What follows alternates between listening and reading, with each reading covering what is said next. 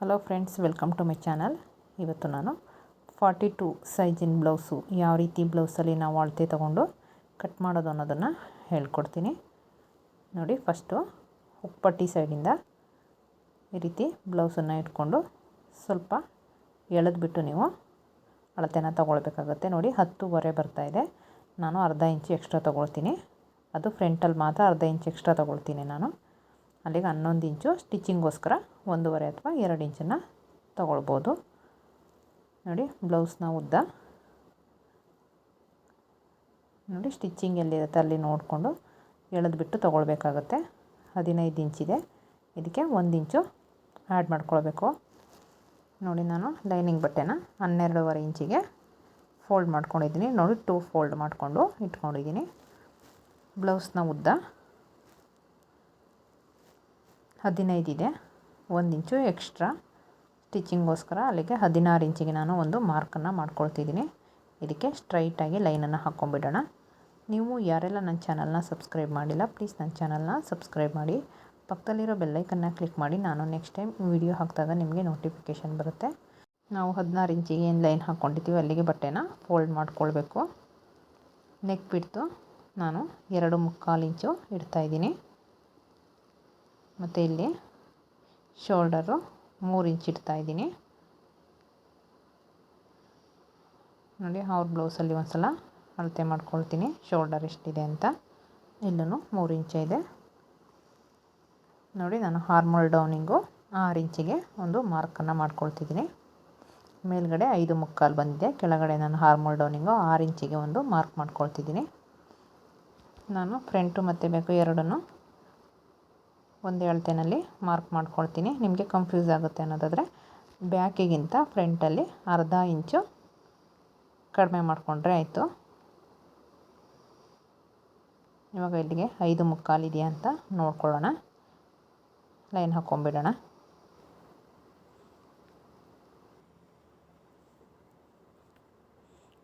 Front deep ಎಷ್ಟಿದೆ ಅಂತ ಅಳತೆ ಮಾಡ್ಕೊಳ್ಳೋಣ. ನೋಡಿ, ಬ್ಲೌಸನ್ನು ನೀಟಾಗಿ ಈ ರೀತಿ ಇಟ್ಕೊಂಡು ಅಳತೆ ಮಾಡ್ಕೊಳ್ಬೇಕು. 6.5 ಇಂಚಿದೆ, 6.5 ಇಂಚಿಗೆ ನಾನು ಒಂದು ಮಾರ್ಕನ್ನು ಮಾಡ್ಕೊಳ್ತಾ ಇದ್ದೀನಿ. ಮತ್ತು ಇಲ್ಲಿ 2.25 ಇಂಚಿಗೆ ಮಾರ್ಕನ್ನು ಮಾಡಿಕೊಂಡು ಈ ರೀತಿ ಲೈನನ್ನು ಹಾಕ್ಕೊಳ್ತಿದ್ದೀನಿ. ಮತ್ತು ಇಲ್ಲಿ 1.5 ಇಂಚಿಗೆ ಒಂದು ಮಾರ್ಕ್ ಮಾಡ್ಕೊತಿದ್ದೀನಿ. ಮತ್ತು 3/4 ಇಂಚಿಗೆ ಒಂದು ಮಾರ್ಕನ್ನು ಮಾಡ್ಕೊಳ್ತಾ ಇದ್ದೀನಿ. ಇದೇ ಸುತ್ತಳತೆ 10.5 ಇದೆ, ಅರ್ಧ ಇಂಚು ಎಕ್ಸ್ಟ್ರಾ ತೊಗೊಳ್ತಿದ್ದೀನಿ. ನಾನು 11 ಇಂಚಿಗೆ ಒಂದು ಮಾರ್ಕನ್ನು ಮಾಡ್ಕೊಳ್ತಾ ಇದ್ದೀನಿ. ಮತ್ತು ಸ್ಟಿಚಿಂಗೋಸ್ಕರ 1.5 ಇಂಚು ಎಕ್ಸ್ಟ್ರಾ ತೊಗೊಂಡಿದ್ದೀನಿ. ಕೆಳಗಡೆನೂ ಕೂಡ ಅಷ್ಟಕ್ಕೇ ಮಾರ್ಕ್ ಮಾಡ್ಕೊಳ್ಳೋಣ. 11 ಇಂಚು ಮತ್ತು ಸ್ಟಿಚಿಂಗ್ಗೆ 1.5 ಇಂಚು.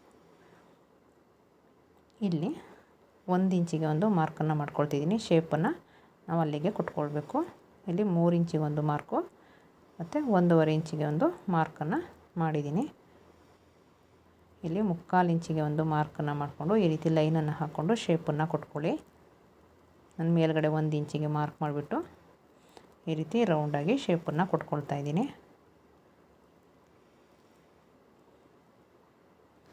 ಬ್ಯಾಕ್ ಸೈಡಿಗಿಂತ ಫ್ರಂಟಲ್ಲಿ ಅರ್ಧ ಇಂಚು ಕಡಿಮೆನ ತೊಗೊಳ್ತಿದ್ದೀನಿ. ಯಾಕಂದರೆ ನಾನು ಬೆಲ್ಟ್ ಪಟ್ಟಿನ ಸಪ್ರೇಟಾಗಿ ಕಟ್ ಮಾಡ್ಕೊಳ್ತೀನಿ. ನೋಡಿ, ನಾವು ಅರ್ಧ ಇಂಚಿಗೆ ಏನು ಮಾರ್ಕ್ ಮಾಡಿದ್ವಿ ಅಲ್ಲಿಂದ 3 ಇಂಚಿಗೆ ಒಂದು ಮಾರ್ಕನ್ನು ಮಾಡ್ಕೊಳ್ಬೇಕು. ಮತ್ತು ಈ ಪಾಯಿಂಟಿಂದ ಇಲ್ಲಿಗೆ 3 ಇಂಚಿಗೆ ಒಂದು ಮಾರ್ಕನ್ನು ಮಾಡ್ಕೊಳ್ತಿದ್ದೀನಿ.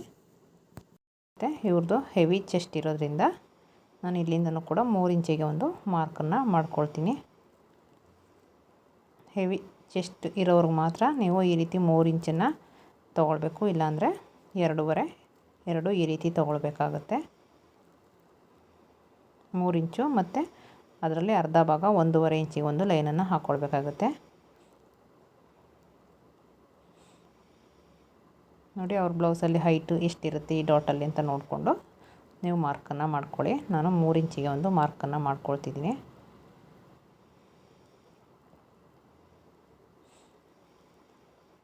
ಮತ್ತು ಈ ಸೈಡಲ್ಲಿ ನಾನು 1.5 ಇಂಚಿಗೆ ಒಂದು ಮಾರ್ಕನ್ನು ಮಾಡ್ತಿದ್ದೀನಿ. ಇಲ್ಲಿಂದ ಇಲ್ಲಿಗೆ ಶೇಪನ್ನು ಕೊಟ್ಕೊಳ್ಳೋಣ.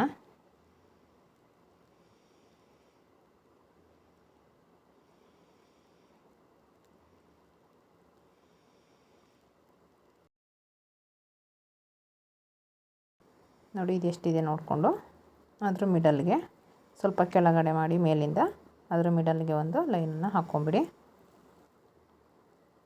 ನಾನಿಲ್ಲಿ 3 ಇಂಚಿಗೆ ಒಂದು ಮಾರ್ಕನ್ನು ಮಾಡ್ಕೊಳ್ತಿದ್ದೀನಿ. ಇಲ್ಲಿಗೆ ಲೈನ್ ಹಾಕ್ಕೊಂಬಿಡೋಣ. ಮತ್ತು ಇಲ್ಲಿಂದ ಇಲ್ಲಿಗೆ 2.5 ಇಂಚು ಗ್ಯಾಪ್ ಇದೆ. ಇಲ್ಲೂ ಕೂಡ 2.5 ಇಂಚಿಗೆ ಒಂದು ಮಾರ್ಕನ್ನು ಮಾಡಿಕೊಂಡು ಈ ರೀತಿ ಲೈನನ್ನು ಹಾಕ್ಕೊಂಬಿಡೋಣ.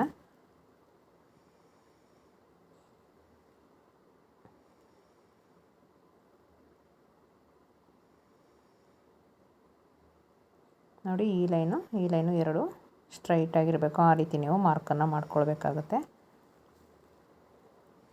ಇದು ಹೆವಿ ಚೆಸ್ಟ್ ಇರೋದ್ರಿಂದ 2.5 ಇಂಚು ಗ್ಯಾಪನ್ನು ಕೊಡಬೇಕು.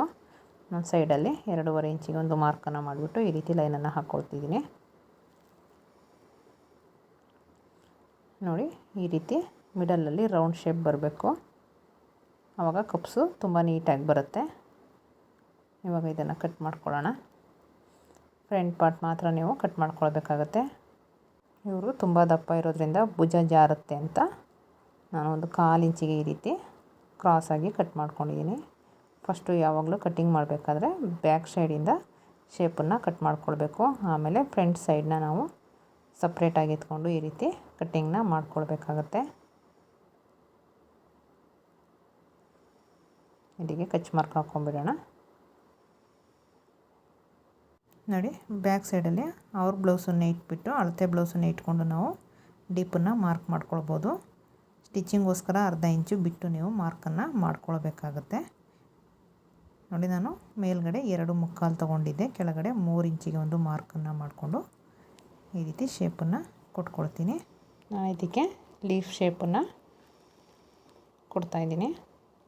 ಸೊಂಟದ ಸುತ್ತಳತೆ ಯಾವ ರೀತಿ ಅಳತೆ ಮಾಡ್ಕೊಳ್ಳೋದಂದರೆ ನೋಡಿ ಬ್ಲೌಸನ್ನು 2 ಫೋಲ್ಡ್ ಮಾಡ್ಕೊಂಬಿಡಿ. ಈ ರೀತಿ ಬ್ಯಾಕ್ ಸೈಡಲ್ಲಿ ಸ್ಟಿಚಿಂಗ್ ಎಲ್ಲಿ ಬಂದಿರುತ್ತೆ ಅಲ್ಲಿಗೊಂದು ಮಾರ್ಕ್ ಮಾಡ್ಕೊಳ್ಳಿ. ಅಲ್ಲಿಂದ 1 ಇಂಚ್ ಎಕ್ಸ್ಟ್ರಾ ಟಕ್ಸ್ ಹಿಡಿಯೋಕ್ಕೋಸ್ಕರ 1.5 ಇಂಚು ಸ್ಟಿಚಿಂಗೋಸ್ಕರ ಮೇಲ್ಗಡೆ 10.5 ಇಂಚಿಗೆ ಒಂದು ಮಾರ್ಕನ್ನು ಮಾಡ್ಕೊಳ್ಳೋಣ. ನಾವು ಫ್ರಂಟಲ್ಲಿ 11 ಇಂಚ್ ತೊಗೊಂಡಿದ್ವಿ, ಬ್ಯಾಕಲ್ಲಿ 10.5 ತೊಗೊಂಡ್ರೆ ಸಾಕು.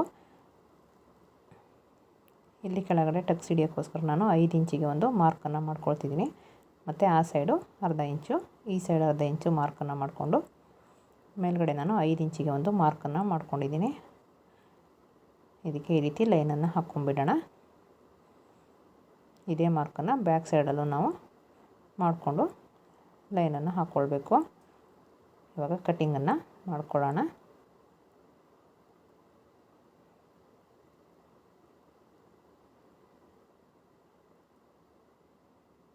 ಈ ರೀತಿ ನೀವು ಲೀಫ್ ಶೇಪನ್ನು ಕಟ್ಟಿಂಗ್ ಮಾಡ್ಕೊಳ್ಬೇಕಾದ್ರೆ ನೋಡಿ ತುದಿನಲ್ಲಿ ತುಂಬ ಶಾರ್ಪ್ ಆಗಿರಬೇಕು. ಆ ರೀತಿ ನೀವು ಕಟ್ಟಿಂಗ್ನ ಮಾಡ್ಕೊಳ್ಳಿ. ಆವಾಗ ನಾವು ಸ್ಟಿಚ್ ಮಾಡಿದಾಗ ಬ್ಲೌಸು ತುಂಬ ನೀಟಾಗಿ ಕಾಣಿಸ್ತಾ ಇರುತ್ತೆ. ಫಿನಿಶಿಂಗು ಕೂಡ ತುಂಬ ಚೆನ್ನಾಗಿ ಬರುತ್ತೆ. ನೋಡಿ ಇಲ್ಲಿ ಕಚ್ ಮಾರ್ಕ್ ಹಾಕ್ಕೊಂಡು ಎಕ್ಸ್ಟ್ರಾ ಬಟ್ಟೆ ಏನಿರುತ್ತೆ ಅದನ್ನು ಕಟ್ ಮಾಡ್ತಿದ್ದೀನಿ. ನೋಡಿ ಈ ರೀತಿ ಬರಬೇಕು. ಆವಾಗ ನಾವು ಸ್ಟಿಚ್ ಮಾಡಿದಾಗಲೂ ಕೂಡ ತುಂಬ ನೀಟಾಗಿ ಚೆನ್ನಾಗಿ ಕಾಣಿಸುತ್ತೆ. ನಿಮಗೆ ಈ ವಿಡಿಯೋ ಇಷ್ಟ ಆಗಿದರೆ ಲೈಕ್ ಮಾಡಿ, ಶೇರ್ ಮಾಡಿ, ಕಮೆಂಟ್ ಮಾಡಿ, ನನ್ನ ಚಾನಲ್ನ ಸಬ್ಸ್ಕ್ರೈಬ್ ಮಾಡಿ. Thank you.